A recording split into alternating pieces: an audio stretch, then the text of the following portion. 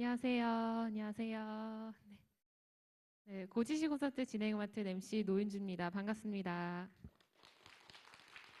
네, 이렇게 생각보다 가까워서 되게 저도 놀랐는데요. 네, 오늘 귀한 시간 내주신 고양 시민 여러분들께 진심으로 감사의 말씀 드립니다. 이제 곧 2017 고양형 시민참여자치대학 고지시 콘서트 제6강이 시작될 예정인데요. 먼저 안내 말씀 몇 가지 드리도록 하겠습니다. 먼저 휴대폰은 소리가 나지 않도록 진동이나 전원이 꺼져 있는지 다시 한번 확인 부탁드립니다. 또한 앞좌석을 발로 차는 행위도 하시지는 않겠지만 주의 부탁드립니다.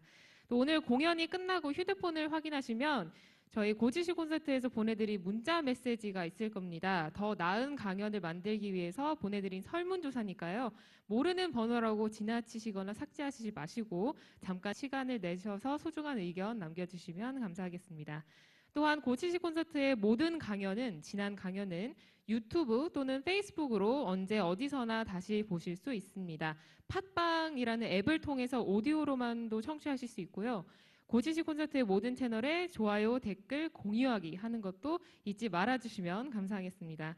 또한 고치스 콘서트는 북콘서트의 성격이 아닌 고양 시민 여러분들과 지식과 감동, 삶의 이야기를 나누는 소통형 강연입니다. 강연자와의 포토타임이나 사인회는 따로 있지 않는다는 점 마지막으로 공지드립니다. 혹시 여기 계신 분들 중에서 오늘 6강째인데 6번이나 혹시 다 오신 분 계신가요? 있으신가요? 그럼 고지식이 어떤 뜻인지 아시죠? 어떤 뜻이죠? 네, 고향 함께하는 지식 콘서트의 줄임말입니다. 매주 화요일 열리는 고지식 콘서트는 총 10강까지 열릴 예정이니까요. 4번 더 남았으니까 여러분들의 많은 관심 부탁드립니다. 자, 이제 오늘의 6번째 강연 주인공을 소개해 드려야 될 것 같은데요. 이분은 연세대학교 사회학과 교수로 한국정치사회학회 부회장을 지내셨고요. 현재 행정안전부 정책자문위원장으로도 활동하고 계시는 분입니다. 21세기를 살아가는 우리들에게 끊임없는 질문을 하고 계시는 김호기 교수님을 여러분 큰 박수로 맞이해 주세요.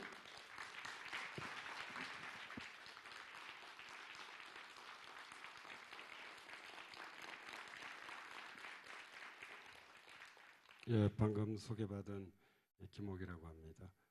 저는 연세대학교 사회학과에서 학생들을 가리키고 있습니다.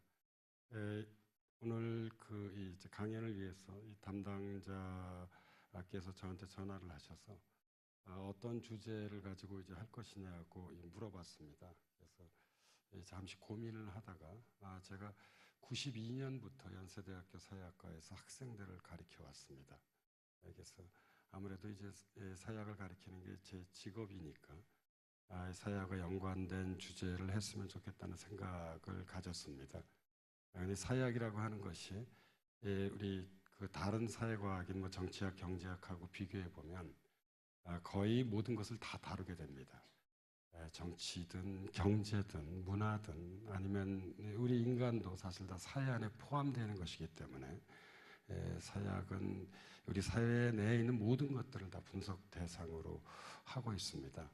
그런데 마침 제가 한 2개월 전에 그 세상을 뒤흔든 사상 현대의 고전을 읽는다라는 책을 펴낸 바 있습니다. 그런데 이제 이 책에서 바로 이제 인간에서부터 시작해서 정치, 경제, 사회, 문화까지 그 2차 세계대전 이후에 우리가 관찰해 왔던 사회의 모든 것들에 대해서 연구한 대표적인 저작들을 다뤘습니다. 그래서 이 책에서 다뤄진 내용을 중심으로 오늘 강연을 하면 어떻겠나는 생각을 가졌습니다. 그래서 이 주제를 세상을 뒤흔든 사상, 그리고 이제 부제를 사회학자가 읽은 현대 고전으로 잡았습니다. 오늘 여러분들께 이 말씀드릴 이 내용은 대략 이렇게 네 부분으로 나뉘어집니다. 첫 번째는 이제 현대 고전이란 무엇인가, 그리고 왜 읽어야 하는가, 이어서 현대 고전의 풍경들, 그리고 이제 어떻게 읽어야 하는가에 대해서 앞으로 한 70분 정도 여러분들께 좀 말씀을 좀 드리고요. 남은 시간에는 이제 질의응답을 하도록 하겠습니다. 고전이라고 하는 것은 널리 읽힌 모범적인 책들입니다. 우리가 클래식이죠. 예, 시대를 초월한 걸작들을 우리가 고전이라고 합니다. 이 원래 고전의 이제 출발은 이 문학에서 시작이 됐습니다. 근데 오늘날에는 인문학과 사회과학에서도 다 나름대로의 자기의 고전들을 가지고 있습니다.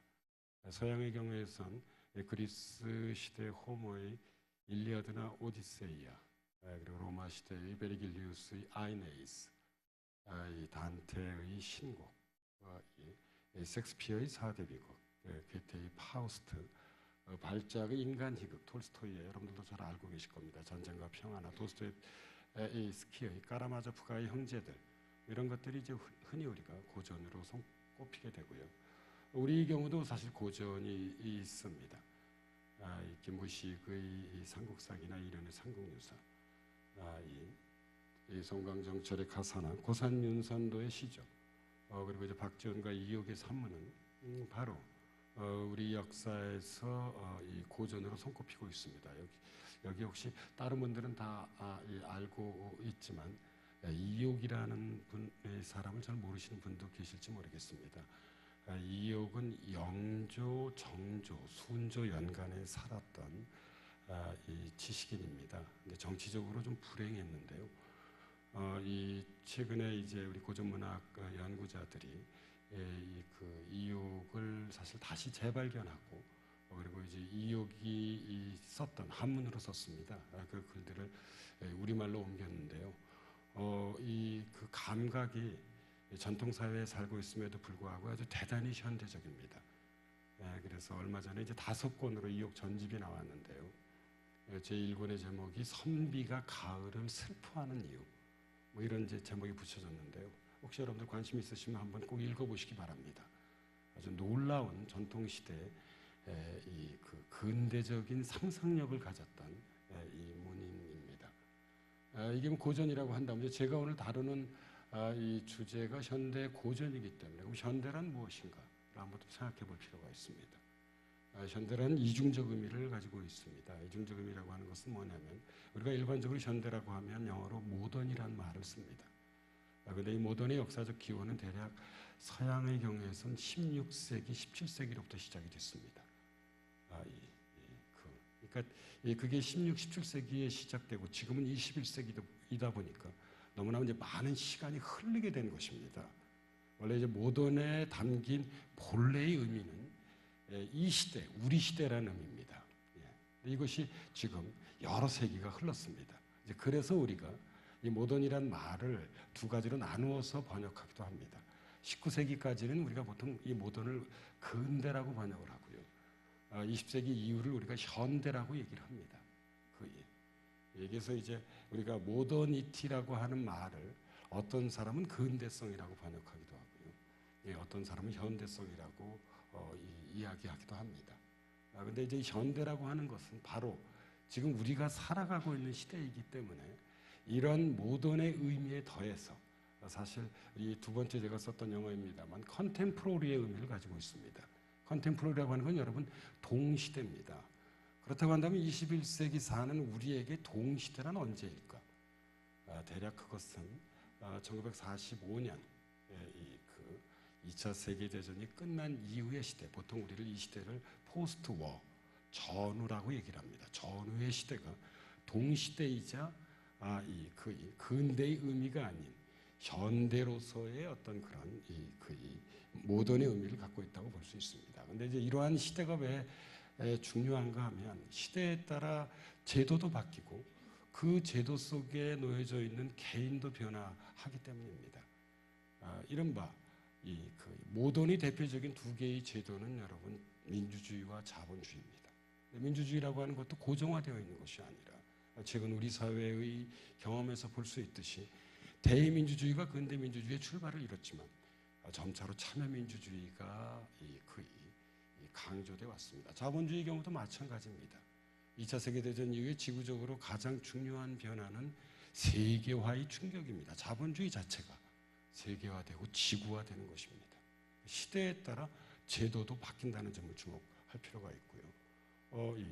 그리고 그 제도 속에 있는 개인도 변화하게 됩니다.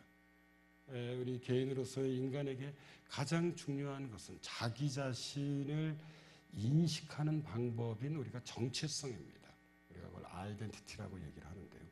이러한 정체성의 경우도 사실 최근의 흐름들을 보면 예를 들자면 촛불 시민, 지구 시민, 그러니까 촛불 시민으로서의 나, 지구 시민으로서의 나, 이처럼 개인도 뭐 그 인간이 가지고 있는 본질적인 성격인 변함이 없겠지만 이러한 시대의 변화에 따라 제도의 구속에 따라 사회적인 성격이 인간에 대한 변화된다는 점을 주목할 필요가 있습니다.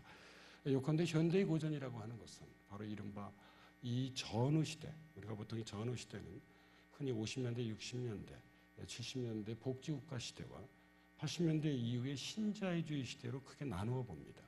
이러한 복지국가 시대와 신자유 시대에 쓰여진 고전을 우리가 현대의 고전이라고 부를 수 있습니다. 그렇다고 한다면 우리는 왜 이 현대의 고전을 읽어야 하는가? 먼저 말씀드릴 수 있는 것은 인간의 본래적 성격에 관한 것입니다. 인간이란 누구인가? 이것은 이제까지 근대 이후에 학문이 체계화되면서 인문학이든 사회과학이든 모든 학문에 던졌던 가장 중요한 질문의 하나입니다. 마르크스에 따르면 인간은 노동하는 존재이고 하이징하에 따른다고 한다면 인간은 호모 루덴스, 놀이하는 존재입니다. 마키아벨리의 시각에서 보면 인간은 권력을 추구하는 존재고요. 그리고 미래학자인 제레미 립킨의 입장에서 시각에서 본다면 인간은 공감하는 존재입니다. 그리고 제가 하나 더 덧붙이자면 인간은 기본적으로 공부하는 존재입니다. 우리 인간은 왜 공부를 해야 되는가? 물론 공부를 좋아하는 사람들은 그렇게 많은 것 같지 않습니다. 우리가 초등학교 들어가면서부터 공부를 시작해서 대학을 졸업할 때까지 계속 공부를 하는데 뭘 또 그렇게 공부를 해야 하는가? 그러나 오늘날 특히 21세기에선 평생 학습이 많이 강조됩니다. 그럼 왜 우리가 이렇게 평생 학습으로서의 공부를 해야 되는가? 저는 두 가지라고 생각합니다. 우리 인간은 사실상 사회를 떠나서 살 수 없습니다. 자기가 속해 있는 사회에 대해서 제대로 알아야만 합니다. 문제는 제가 아까 이 제도의 변화에 대해서 말씀을 드렸습니다만 이 사회라고 하는 것은 끊임없이 바뀌어진다는 것입니다. 거의. 예를 들어 가장 최근에 대표적인 사례로 손꼽을 수 있는 것이 여기 아마 이 강의에서 지난주에 우리 강의를 했던 것 같은데요. 우리 이용환 선생이 얘기했던 제4차 산업혁명 같은 경우가 대표적인 사례입니다.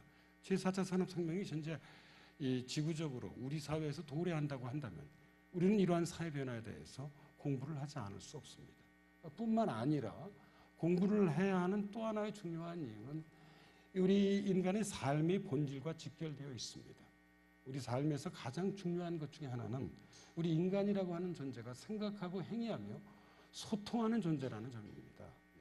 다른 사람과 이야기를 나누면서 의미를 추구하는 것이 우리 인간이 가지고 있는 대단히 중요한 특징 중에 하나입니다.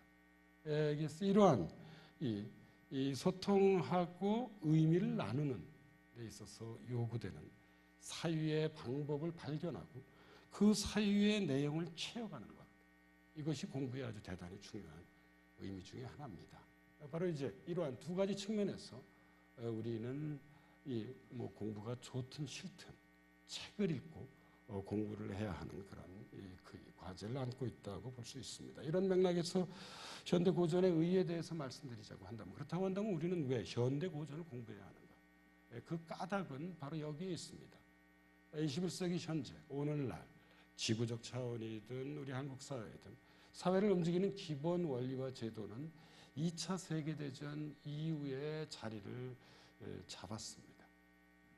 이러한 전후에 자리를 잡은 사회 제도와 이 사회 제도와 원리를 분석하고, 사실 이러한 사회 제도와 원리라고 하는 것은 우리 인간의 삶의 구속을 안겨줍니다.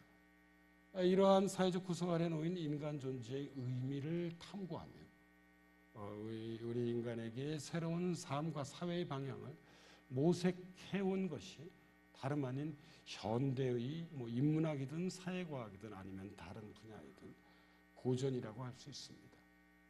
제가 조금 이따 말씀을 드리겠습니다만 현재의 고전적인 사상가로 꼽히는 대표적인 사람은 프랑스의 미셸 푸코, 독일의 위르겐 하버마스, 유태인 출신의 한나 아렌트, 미국의 정치 철학자인 존 롤즈입니다. 여러분들도 이 신문이나 방송을 통해서 이 사람들의 이름들을 들어보셨을 겁니다. 이 현대의 고전적인 저작들의 저자들입니다. 우리는 왜 푸코, 하버마스, 아렌트, 롤즈를 공부해야 하는가? 그 이유는 바로 여기에 있습니다.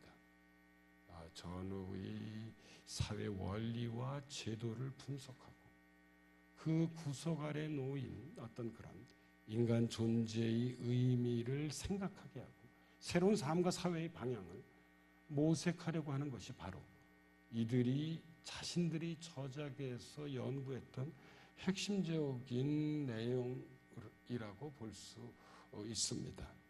그래서 제가 아까 말씀드렸던 이 저의 책 세상을 흔드는 사상에서 모두 40권의 2차 세계대전 이후에 쓰여진 현대의 고전을 다루고 있습니다. 오늘 이 40권을 여러분들에게 모두 다 말씀드리긴 어렵고요. 시간 관계상. 그 중에서 절반에 가까운 19권, 정말 이 저작들은 바로 지난 70여 년간 세계 지성사를 빛낸 책이라고 감히 말씀드릴 수 있는 이 저작들을 소개하고자 합니다. 그래서 이 인문학 사회과 그리고 또 기타 분야로 제가 한번 이것을 나누어 봤습니다. 먼저 말씀드릴 수 있는 것은 인문학입니다. 인문학이라고 하는 것은 흔히 우리가 문학과 그 역사와 철학을 인문학이라고 얘기합니다. 이 학문의 편제라고 하는 것은 여러분, 가장 먼저 이 학문의 편제를 나눈 것은 대학에서입니다. 그런데 대학의 역사적 기원이라고 하는 것은 우리 동양 사회에서도 이런저런 전통 사회에 대학 교육 제도들이 있었습니다만 오늘날 지구적으로 현재 자리 잡은 이 대학의 역사적 기원이라고 하는 것은 서양 중세 후반기로 거슬러 올라갑니다. 당시 이 유럽에서 가장 오래된 두 대학은 이탈리아의 볼로냐 대학과 프랑스의 파리 대학입니다. 볼로냐 대학은 법학으로 유명했고요. 파리 대학은 신학으로 유명했습니다. 이 파리 대학의 후예가 우리가 알고 있는 여러분 소르본느 대학입니다. 여러분들 토마스 아퀴나스라고 하는 이 중세 이 후반기의 스콜라 신학자에 대해서 이름을 들어보신 적이 있으실 겁니다. 원래 이 아퀴나스도 파리 대학의 한때 교수이기도 했습니다. 그런데 당시에 이 서양 중세 후반에 만들어진 대학에는 전공이 두 개밖에 없었습니다. 신학과 철학입니다. 그래서 우리가 아는 오늘날의 인문학, 사회과학, 자연과학은 모두 다 이 철학으로부터 그 분화되어 온 발전되어 온 학문들이라고 볼 수 있습니다. 그래서 인문학의 원래 모태라고 하는 것도 바로 다름 아닌 철학에 있습니다. 그런데 우리가 이제 이 철학을 포함한 문사철을 오늘날 영어로는 이게 여러분 휴메니티스입니다. 인문학이라고 이제 이름이 붙여지는데요. 먼저 문학에 대해서 말씀드리자면 문학이라고 하는 것은 우리가 다름 아닌 인간이 상상력이 빚어낸 작품들이 문학입니다. 시, 소설, 드라마 그리고 이러한 것들을 연구하는 평론들 이런 것들이 문학의 범주에 포함됩니다.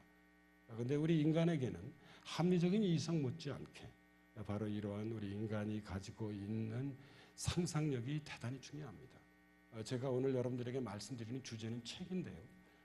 저도 이제 이런 질문을 받습니다. 그렇다고 한다면 김옥희 선생님은 가장 감명 깊게 읽은 가장 큰 영향을 받았던 책이 어떤 것입니까? 할 때 제 전공이 사회학임에도 불구하고 저도 문학을 주로 고르게 되는 것 같아요. 제가 최근에 읽은 책 중에서 가장 감명 깊었던 책은 국내에도 베스트셀러를 기록한 히가시노 게이고의 나미야 자파점의 기적입니다. 아마 여기 읽어보신 분들도 계실 겁니다. 이 나미야 자파점의 기적은 몇 개의 에피소드로 이루어져 있습니다. 근데 이것을 쭉 읽어가다 보면 우리 마음이 무척 따뜻해집니다. 그리고 이러한 따뜻한 마음은 저의 생각을 좀 바꾸게 하기도 하고 나아가서 저의 행동을 바꾸게 하기도 합니다. 상상력이 빚어진 이 문학의 중요성은 아무리 강조해도 지나침이 없는데요. 그 까닭은 우리 인간이라고 하는 존재가 합리적인 존재인 동시에 비합리적인 존재, 이성을 가진 존재인 동시에 감성을 가진 존재, 그 감성의 영역을 이루는 것이 다름 아닌 저는 상상력이라고 생각합니다. 여기서 인간의 삶에 대한 폭넓고 깊이 있는 생각을 안겨주고요. 그리고 이러한 생각을 통해 우리는 자신의 삶을 변화시킬 수 있습니다. 전후에 아주 훌륭한 문학 작품들이 많이 쓰여졌습니다. 1945년 이후라고 한다면 까메의 페스트도 있고요. 마르케스의 100년 동안의 고독도 있고 베케트의 고도를 기다리면도 있고 시인으로서는 여러분들도 잘 알고 계시겠습니다만 파블로 네루다와 폴란드 출신의 여성 시인이 노벨 문학상을 받았던 비사와 심보르스카를 떠올리는 사람들도 아마 있을 겁니다. 그런데 이제 이러한 일련의 문학 작품에서 적어도 사상이라고 하는 측면에서 제가 보기에 가장 주목할 만한 두 작품은 영국의 사실 저널리스트이자 작가입니다. 조지 오웰의 1984와 이탈리아의 기후학자이자 소설가입니다. 우리나라에서 널리 알려진 움베르토 에코의 장미의 이름이라고 생각을 합니다. 원래 1984는 1948년에 오웰이 완성을 하고요. 49년에 출간했습니다. 자기가 이 소설을 48년에 완성했기 때문에 미래 세계를 다루는 이 저작은 그 제목을 84로 뒤집어 놓은 것인데요. 읽어보신 분들은 알겠지만 오늘 현대 사회가 얼마나 감시당하고 있는지 다시 말씀드리자면 감시사회로서의 현대사회를 생생히 고발한 작품입니다. 48년도에 쓰여졌음에도 불구하고 우리 CCTV라든지 아니면 이 각종 오늘날 정보기기의 확산을 통해서 우리를 감시하는 제도들에 대한 오웰의 선구적인 통찰력이 대단히 놀라운 작품입니다. 움베르토 에코는 흔히 포스트 모더니즘을 대표하는 소설로 손꼽히고 있습니다. 한 수도원에서 일어났던 살인 사건을 한 수도승과 수련사가 추적하는 내용입니다. 그래서 우리가 인간이 삶에서 가져야 할 가치가 반드시 하나만이 아니라 여러 개일 수 있다는 다원주의 상상력을 이 추리소설의 기법을 통해서 보여주고 있는 뛰어난 작품입니다. 영화로도 만들어졌습니다. 션 코넬리가 주연을 맡았습니다. 그러니까 하나는 한 저작은 1984의 경우에는 감시사회로서의 현대사회에 대한 통찰력을 보여줬다고 한다면 장미의 이름은 이른바 다원주의 상상력을 강조하는 포스트 모더니즘 시대의 도래를 예감케 한 저작입니다. 이 문학과 더불어 우리 인문학의 또 하나의 중요한 축을 이루고 있는 역사입니다. 여기 계신 어떤 분들은 문학 작품을 읽기를 좋아하시는 분들도 계시겠습니다만 동시에 이제 역사 책을 읽기를 좋아하시는 분들도 계실 거라고 생각합니다. 이것은 개인의 취향의 차이라고 생각을 하는데요. 이 역사가 우리에게 안겨주는 의미는 두 가지입니다. 하나는 과거에 대한 탐구를 통해서 우리는 현재에 대한 정확한 인식을 제공받을 수 있습니다. 하늘 아래 새로운 것은 여러분 거의 없습니다. 현재라고 하는 것은 오래된 과거들이 누적된 결과에서 나타나게 되는 것이고요. 그리고 과거에 대한 성찰이라고 하는 것은 미래에 대한 어떤 풍부하고 날카로운 전망을 안겨줍니다. 과거를 통해서 우리는 미래의 우리의 모습에 그 적합한 원리나 혹은 규범을 찾을 수 있습니다. 원래 역사학은 어느 나라든 대단히 워낙 다루고 있는 분야가 방대하기 때문에 이 규모가 큰 학과를 이루고 있습니다. 저는 역사학을 이끌었던 것은 프랑스의 아나 락판, 영국의 마르크시스트 역사학자들, 그리고 이제 독일의 역사적 사회과학자들입니다. 여기 제가 썼던 베르낭 브로델이나 에마누엘 루르와 라드리 같은 사람은 아나락파를 대표하는 역사학자고요. 여러분들 아마 들어보셨을 겁니다. 에릭 콥스보움과 지금 제가 좀 이따 말씀드려요. 우리가 이피 톰슨이라고 흔히 얘기하죠. 에드워드 팔머 톰슨은 영국의 마르크시스트 역사학자들을 대표하고요. 독일의 한스 울리히 벨러나 위르겐 코카는 독일의 역사적 사회과학을 대표합니다. 이 가운데 저는 두 저작을 주목하고 싶습니다. 하나는 베르낭 브로델의 물질 문명과 자본주의입니다. 원래 이 책은 세 권으로 이루어져 있고요. 우리말 번역본은 서울대에서 서양사학을 가리키는 주경철 선생이 6권으로 번역했습니다. 근대 초기 이 문명의 전체사를 다룬 작품입니다. 구체적으로 우리의 일상이 어떻게 진행되는 것부터 시작해서 자본주의라고 하는 것이 어떻게 등장하게 되었는지를 대단히 상세하면서도 다이나믹하게 분석을 하고요. 에드워드 이 팔머 이 톰슨의 영국 노동계급의 형성은 바로 이 자본주의의 진짜 주역이죠. 그건 노동자들입니다. 노동자들의 일상과 노동, 그들의 삶과 노동을 추적한 책입니다. 에드워드 팔머 톰슨의 이 책은 대단히 아름다운 그 문체로 쓰여져 있는, 오늘날 여전히 많은 사람들에게 읽혀지고 있는 책입니다. 우리말로는 이 두 권으로 번역되어져 있습니다. 그래서 이 책의 서문을 보면 이 책은 패배한, 잊혀진 사람들의 역사라고 쓰고 있습니다. 맞습니다. 자본주의에서 이 자본주의가 발전하기 위해서 숱한 노동자들의 희생과 헌신이 밑거름이 되었습니다. 그들은 패배하기도 했고요. 그들은 좌절하기도 했습니다. 우리는 사실 바로 그들의 후예이기도 하죠. 그래서 이들을 기억하기 위해서 이 책을 썼다고 톰슨은 얘기하고 있고요. 서양에서는 이 책이 나온 게 60년대 초반입니다만 여전히 되풀이되어서 읽히는 고전 중에 고전입니다. 이 문사철의 마지막 영역은 여러분 철학입니다. 사실 우리가 흔히 사상이라고 한다면 좁은 의미에서는 이 철학을 의미합니다. 그것은 왜 그런가 하면 이 철학의 분석 대상은 인간의 사유이기 때문에 그렇습니다. 우리 인간에 대한 생각입니다. 인간이 갖고 있는. 그런데 이제 이러한 철학에도 전후에는 다양한 어떤 흐름들이 있습니다. 언어 철학, 실존 철학, 사회 철학, 현상학, 해석학, 해체 철학, 포스트 모더니즘, 정치 철학 등 다양한 철학들이 발전돼 왔습니다. 이 숱한 철학자들이 많았음에도 불구하고 저는 4명 정도를 여러분들에게 소개해 드리고 싶습니다.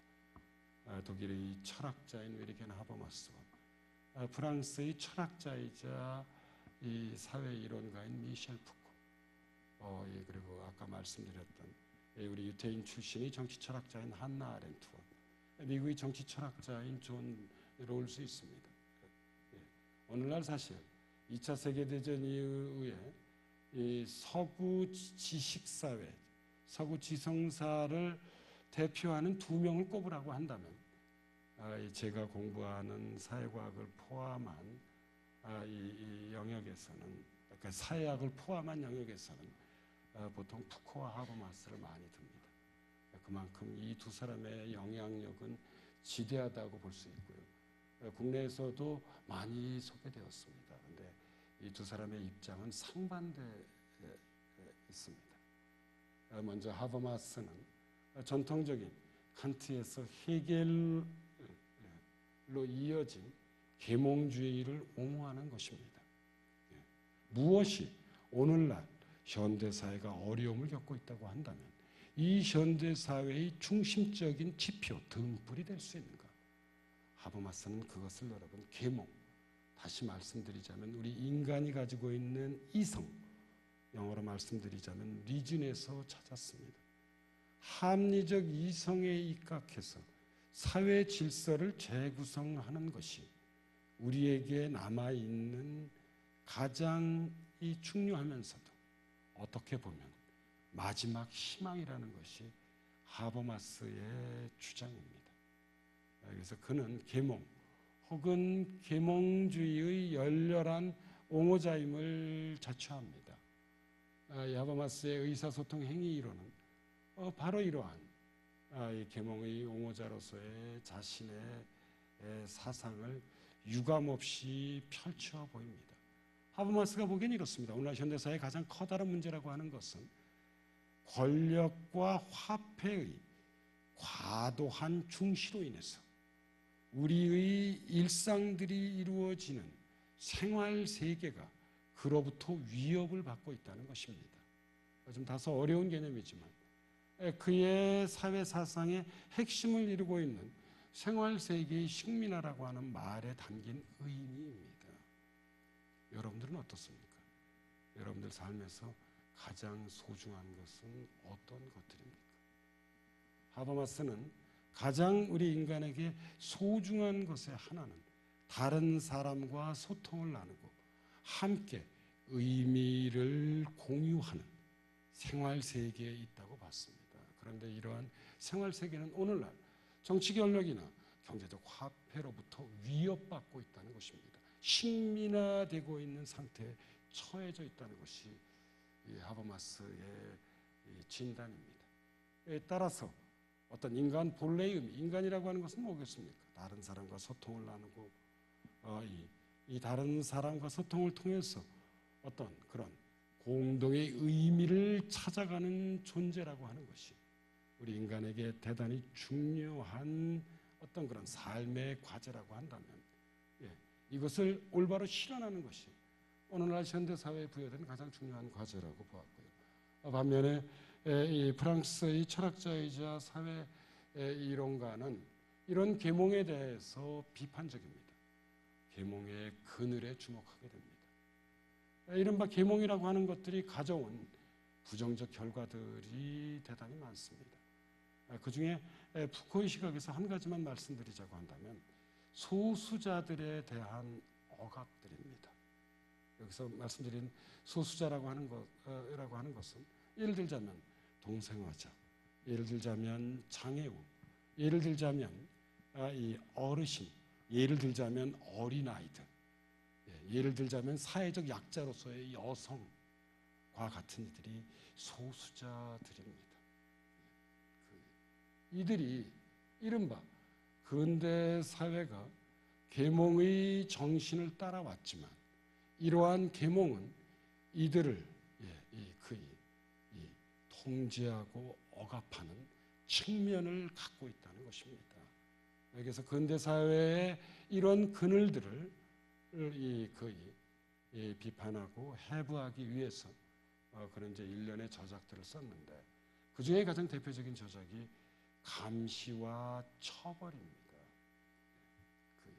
근대 사회가 가지고 있는 가장 중요한 특징은 근대 사회라고 하는 이 제도가 그것을 여러분 자본주의라고 봐도 좋습니다. 이 제도가 우리 인간의 삶을 감시하고 통제하는 여러 수단들을 발전시켰다는 것입니다. 그리고 이러한 수단이 발전해 이른바 근대적 지식들이 매우 중요한 역할을 했다는 점을 강조하고 있습니다. 조지 오웰과 유사하게 미셸 푸코는 현대사회에 담겨져 있는 이런 감시사회로의 특성을 부각시킴으로써 그 많은 사람들에게 커다란 영향을 미치게 됩니다. 이어서 여러분들에게 소개할 수 있는 이 두 권의 책은 한나 아렌트의 인간의 조건과 존 롤스의 정의론입니다. 아렌트는 최근 우리나라에서도 큰 관심을 모으고 있는 정치 철학자입니다. 인간의 조건 못지않게 유명한 책은 여러분들 아마 들어보셨을 겁니다. 에루살렘의 아이히만입니다. 아이히만은 나치 전범이죠. 홀로코스트의 주역 중에 한 사람입니다. 이 아이히만에 대한 재판이 열렸을 때 아렌트는 이 재판을 참관하고 책을 발표합니다. 그게 예루살렘의 아이히만입니다. 아렌트가 이 책에서 주장하는 것은 뭐냐면 실제로 재판 과정을 보니까 아이히만은 악마가 아니라 평범한 사람이었다는 것입니다. 아이히만은 명령을 충실하게 수행했을 뿐입니다. 그리고 그 명령이 어떤 결과를 가져오는지 어떤 의미를 가지고 있는지 생각하지 않았다는 것입니다. 이른바 다른 사람에 대해 생각하지 않는 무사유죠. 무사유가 유태인 학살이라고 하는 대량 그런 살상을 가져왔다는 것이 아이히만의 그 예루살렘의 아이히만에서 다루는 핵심적인 주제입니다.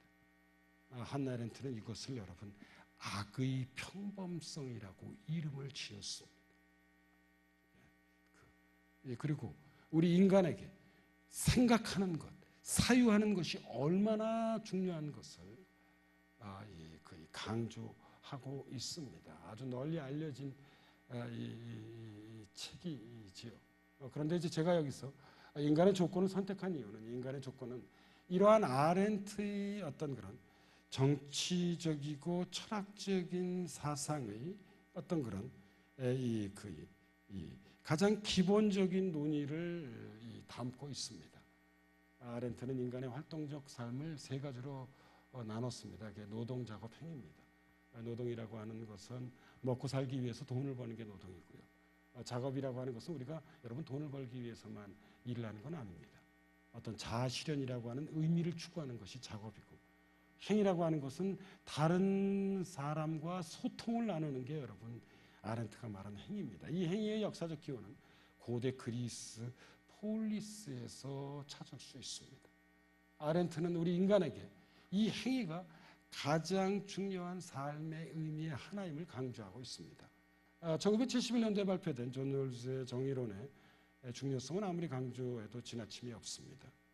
사상 체계의 제1 덕목이 진리라고 한다면 사회 제도의 그 제1 덕목은 정의다. 정의에 담겨진 말의 가장 핵심적인 것은 여러분 다름 아닌 공정입니다. 공정하다고 하는 것은 우리가 사회생활을 하는 데 있어서 여러분 어려운 것이 아닙니다. 억울함을 당하지 않는 것입니다. 이 책은 공정으로서의 정의에 대한 정치 철학적 논의들을 담고 있습니다. 정의에 따라서 모든 사회를 거의 재구성하는 것이야말로 2차 세계대전 이후 어느 나라 사회 제도에나 부여된 가장 중요한 목표일 것입니다. 지난 5월 10일 날 출범한 문재인 정부의 국가 비전은 여러분 국민의 나라 정의로운 대한민국입니다. 정의로운 대한민국에서 정의는 바로 이것을 의미하는 것입니다. 공정으로서의 정의. 지난 우리 한국 이 현대사를 돌아본다면 산업화 30년, 민주화 30년을 넘어서서 이제 우리 사회가 지향해야 할 시대적 가치는 정의로운 대한민국이라는 것이 바로 이 국가 비전에는 담겨져 있다고 볼 수 있습니다. 바로 정의에 대한 기본적인 정치적이고 철학적 논의를 제공해 주는 책이 바로 다름 아닌 존 롤즈의 정의론이라고 볼 수 있습니다. 이것이 이제 인문학에서 우리가 말할 수 있는 현대의 고전들입니다. 사회과학의 고전에 대해서 그 말씀 드리도록 하겠습니다. 사회과학에서 가장 중요한 것은 무엇보다도 정치와 경제에 대한 연구일 것입니다. 그럼 왜 그런가 하면 정치와 경제를 대표하는 국가와 시장은 근대 사회의 우리의 공적 삶을 구속하는 대표적인 영역이기 때문입니다. 그래서 국가를 연구하는 학문이 정치학이고요. 그리고 시장을 연구하는 대표적인 학문이 경제학이라고 볼 수 있습니다. 이 국가와 시장에서 먼저 시장부터 말씀을 드리자고 한다면 여러분 시장이라고 하는 이 제도는 우리가 가지고 있는 자원을 여러분 가장 합리적으로 배분하는 제도입니다. 사실 우리 인간은 여러분 시장 외에 이러한 우리가 이제 이것이 상품이든 서비스든 우리 인간이 생산해 놓은 것을 합리적으로 배분하는 제도들을 그렇게 갖고 있지 못했습니다. 시장이 가장 합리적인 것입니다. 합리적이라는 건 뭐냐면 누구나 다 이러한 분배 방식에 동의하는 것입니다. 근데 문제는 이 시장을 그대로 놓아두게 되면 개인의 능력에 따라서 시장 안에서 여러분 불평등이 발생할 가능성이 높다는 점입니다. 바로 그렇기 때문에 어떤 형태로든 이 시장 밖에서 대표적인 것이 국가죠.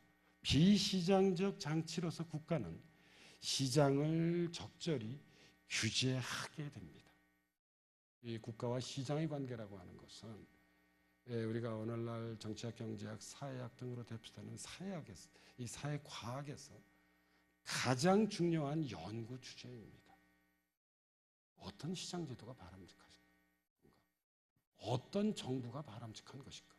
국가와 시장의 관계는 어떤 것이 가장 바람직한 것인가 보다도 사실 우리에게 중요한 문제는 없다고 볼 수 있습니다. 그 이유는 아까도 말씀드렸듯이 우리의 삶을 구속하는 일차적인 제도는 여러분 민주주의와 자본주의입니다.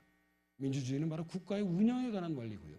자본주의는 여러분 다름 아닌 시장에 기반한 생산과 분배의 시스템입니다.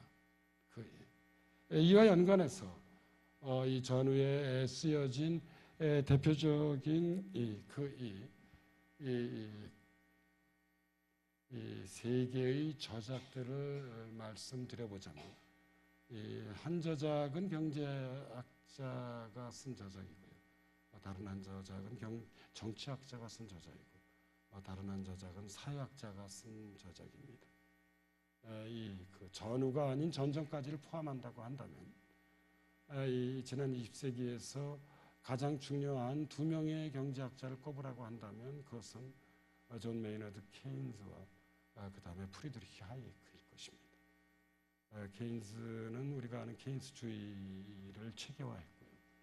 그리고 하이에크는 이 법, 입법 그리고 자유 등의 저작에서 우리가 아는 신자유주의의 이론적 기초를 만들었습니다. 감세, 민영화, 규제 완화, 노동시장의 유연화, 국내 시장의 개방.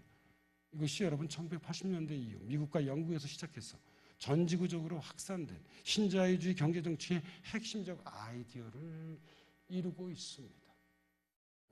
이러한 아이디어의 가장 중핵을 이루고 있는 것은 자생적 질서로서의 시장입니다. 1970년대 세 권의 저작으로 발표된 프리드리히 하이에크 노벨 경제학상을 받기도 했습니다. 법, 입법 그리고 자유는 바로 이러한 신자유주의의 기본 원리와 정책의 방향을 제공하고 있습니다. 미국의 정치학자입니다. 로버트 다른. 지난 2차 세계대전 이후 전후의 제가 보기엔 가장 위대한 민주주의 연구자이기도 합니다. 숱한 책을 발표했습니다. 저는 이제 그 가운데 이 로버트 달이 1980년대 발표된 경제민주주의를 꼽았습니다. 그 이유는 이 민주주의라고 하는 것은 여러분 다 다양한 차원에서 존재할 수 있습니다. 정치적 차원에서 존재할 수도 있고 사회적 차원에서 존재할 수도 있고 그리고 경제적 차원에서도 존재할 수 있습니다. 민주주의라고 하는 이 영어로는 디마크라시죠. 이 말의 역사적 기원은 여러분 그리스, 데모스, 인민, 크라티아, 지배, 인민의 지배. 국민이 스스로를 지배하는 게 여러분 바로 민주주의의 핵심적 아이디어입니다. 그러면 경제 영역에서도 우리는 스스로를 지배해야만 합니다. 그런데 근대 민주주의에서는 어떻습니까? 사유재산 제도를 천부적 인권으로 부여하고 있습니다. 사유재산 제도는 여러분 불평등을 가져온 중요한 원인 중에 하나입니다. 경제에 대한 국민들의 이른바 자기 지배권, 자치권입니다. 자치권과 바로 사유재산 제도는 여러분 충돌하고 있어요. 어떻게 해야 할 것인가? 경제 영역에서 민주화를 이루기 위한 대안의 하나로 그 로버트 달은 이 책에서 이 종업원의 자율 경영을 강조합니다. 다시 말씀드리자면 오늘날 이 현대사회를 대표하는 경제 조직은 여러분 기업입니다.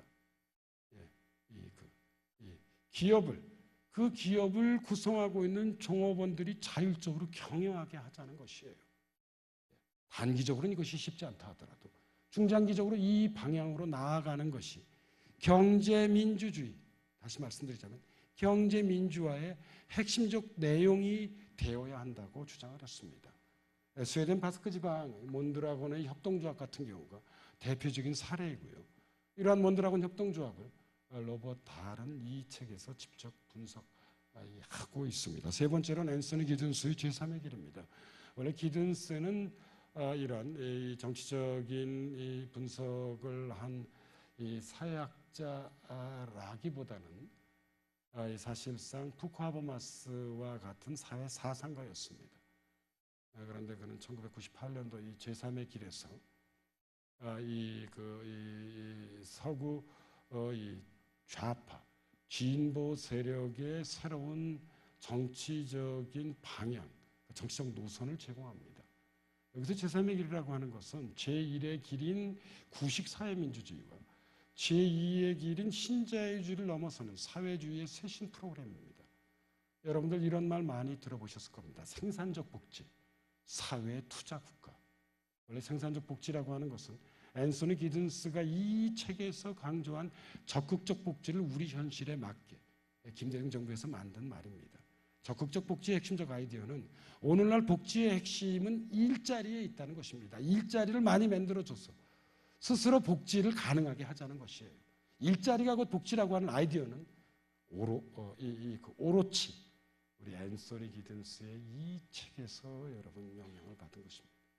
사회투자국가라고 하는 것은 경제적 영역의 투자뿐만 아니라 교육개혁이나 직업훈련과 같은 영역의 사회 영역에 있어서도 투자가 대단히 중요하다고 하는 문제의식입니다.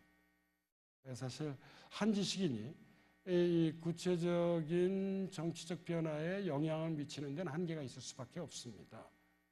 앤서니 기든스는 이 점에 있어서 전후에서 이러한 자신의 담론, 정책을 제시함으로써 이 영국의 블레어 정부, 독일의 슈레더 정부, 프랑스의 조스팽 정부와 같은 중도 좌파 정부들이 정권 교체들을 하는데 크게 기여했습니다. 문제적인 책이에요.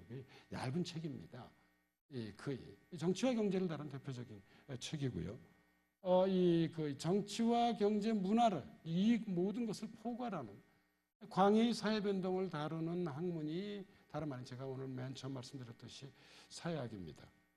전후에서 가장 중요한 이 사회 변동은 이 두 가지입니다. 하나는 세계화이고요. 다른 하나는 이 정보 사회의 도래입니다. 그리고 이제 이 저작들을 이러한 내용들을 다룬 저작들 가운데 현대의 고전이라고 손꼽을 만한 책이 바로 위험사회 정보시대, 그 다음에 액체현대입니다. 이 사람들 중에 특히 울리시백과 지그문트 바우만은 국내에서도 널리 알려진 사람들입니다.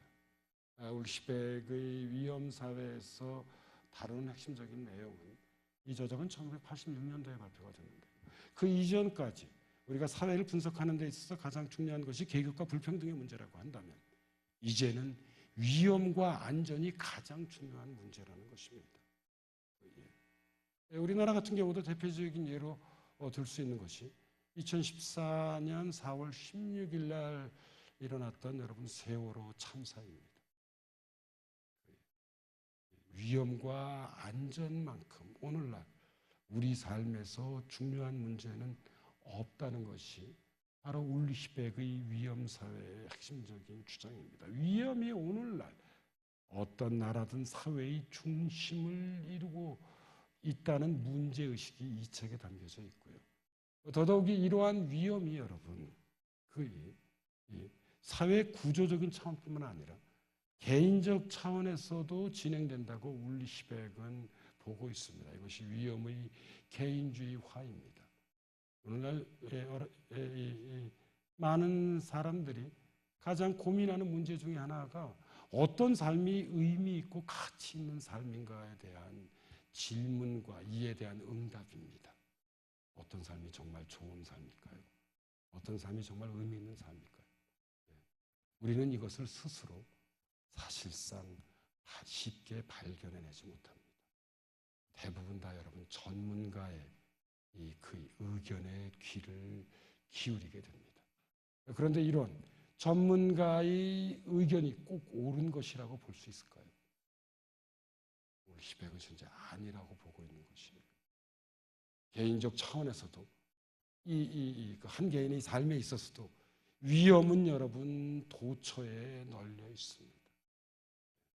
우리는 스스로 자기 삶의 의미라고 하는 것을 만들어 가야 하는 대단히 중대한 과제를 안고 있다고 이 책은 강조하고 있습니다.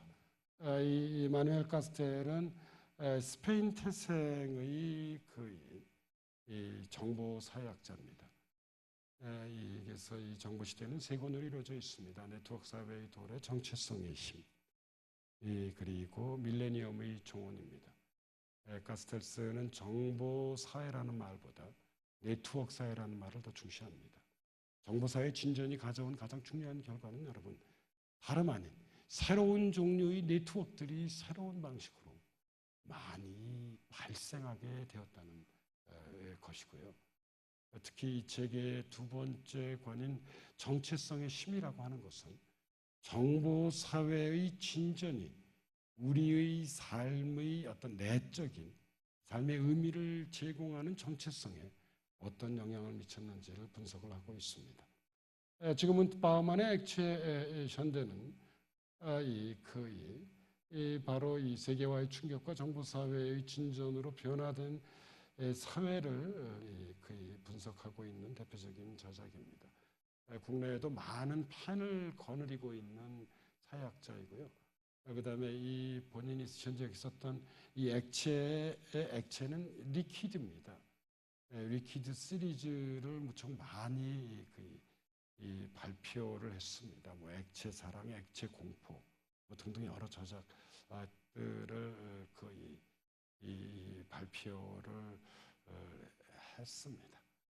근데 이제 이 책에서 다뤄지는 것은 오늘날 현대인의 삶을 규정하는 것은 우리의 삶의 조건을 이루고 있는 사회 제도나 어떤 개인적 차원에서의 의미라고 하는 것이 고정화되어 있는 것이 아니라 끊임없이 변화되고 있다는 것입니다.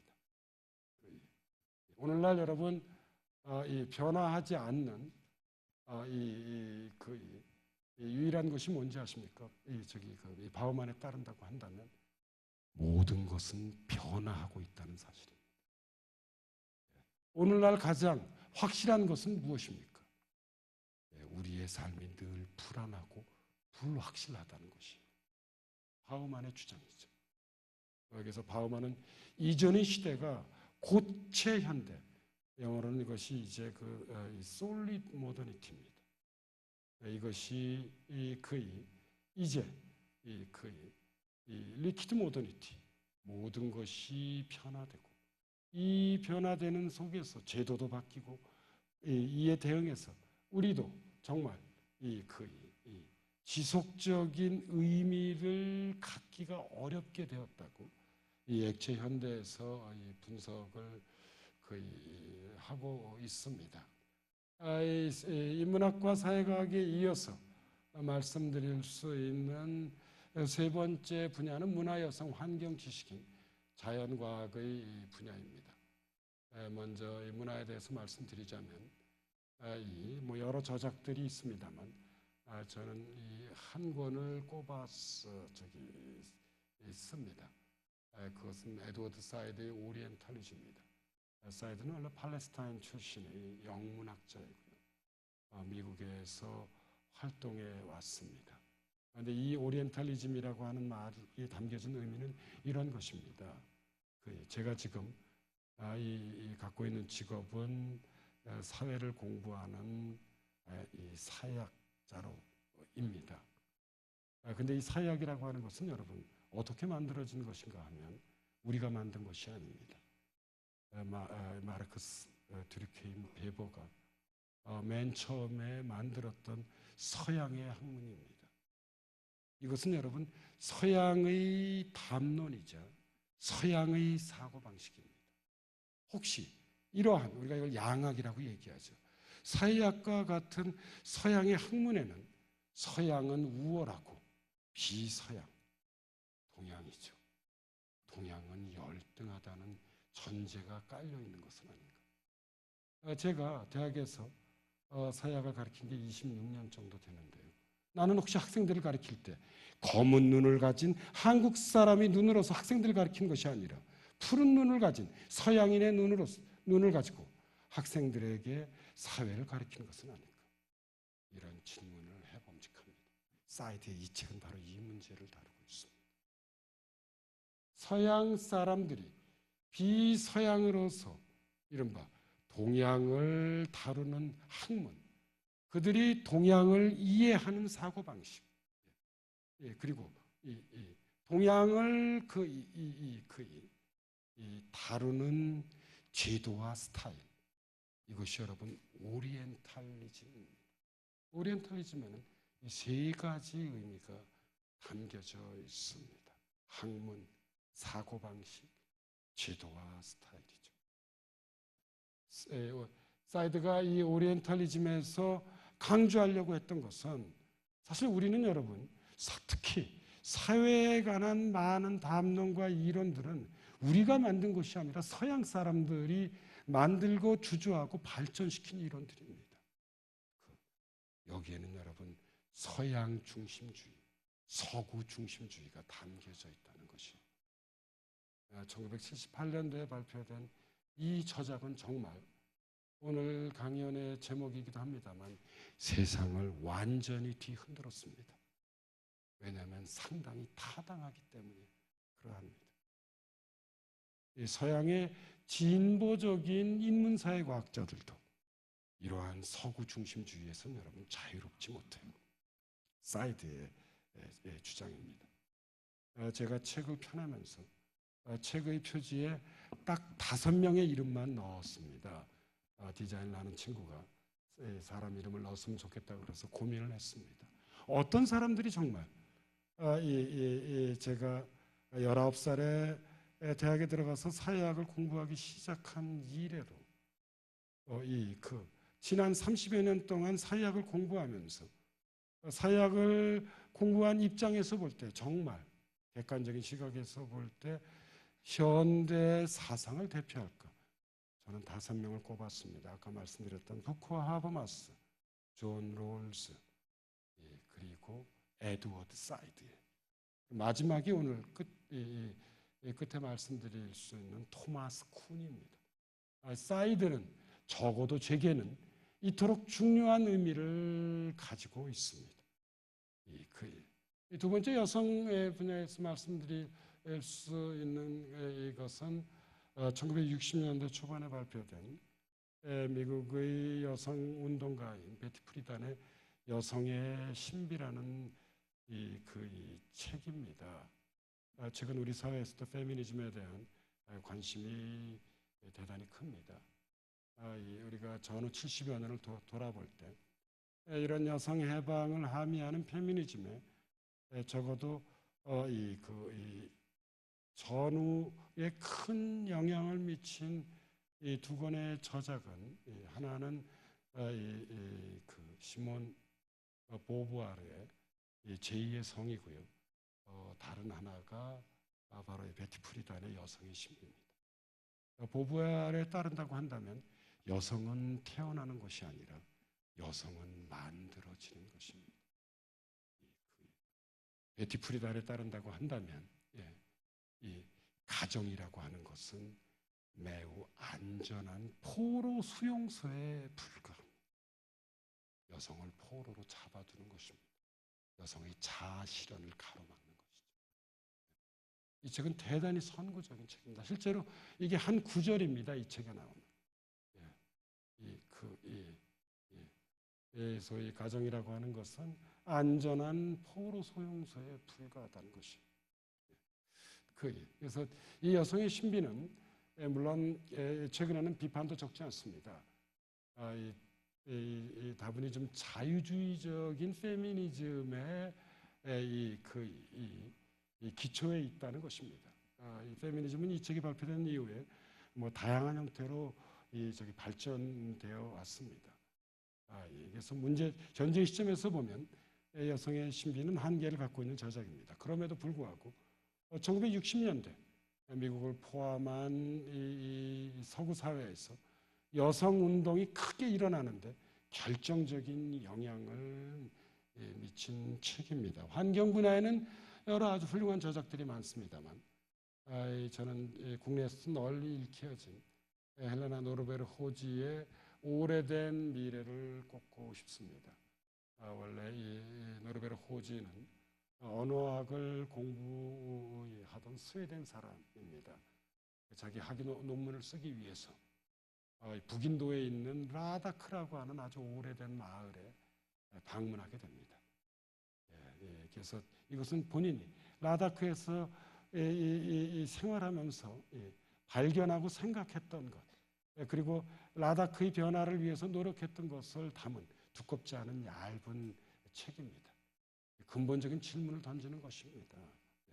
문명이라고 하는 것은 여러분 대체적으로 우리 인류 역사를 돌이켜보면 자연을 파괴하고 그 대가로서 우리는 문명을 얻게 된 것입니다. 그런데 무엇이 행복한 삶일까? 우리 인간에게 자연을 파괴한 대가로서 문명의 이기를 누리는 것이 행복한 삶입니까? 아니면 자연과 공존하면서 사는 게 행복한 삶입니까? 순수한 인간과 인간이 공감하고 연대하는 것을 느끼면서 사는 삶이 행복한 삶일까에 대한 근본적인 질문을 던집니다.